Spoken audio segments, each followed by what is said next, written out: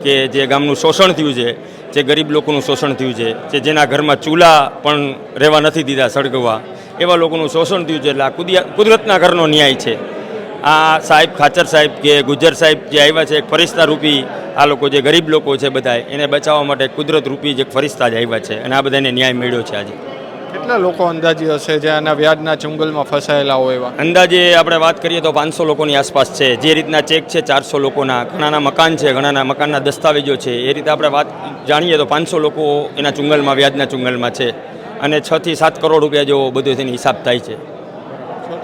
6 થી 7 કરોડ રૂપિયા જેવો હિસાબ થાય છે અને સમસ્ત અમારા ગામના 70% લોકો આ ચંગલમાં ફસાયેલા છે.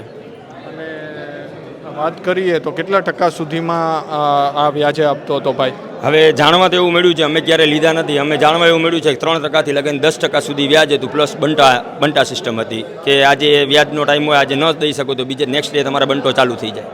બંટો એટલે શું? એટલે ચક્રવૃદ્ધિ વ્યાજ, જેને એ દંડ કહેતા કે તમે વ્યાજ નથી દીધું એનો દંડ. હવે વ્યાજની પરિભાષા વધારે આપણે નથી ખબર, પણ છતાંય આપણી પાસે જે લોકો આગેવાન હોય એટલે આવતા હોય તો અમારી પાસે આવ્યા છે ઘણા લોકો અને અમે સાહેબની મદદ લઈ અને આ ચુંગલમાંથી છોડાવવા માટે અમે ગામની સાથે છીએ.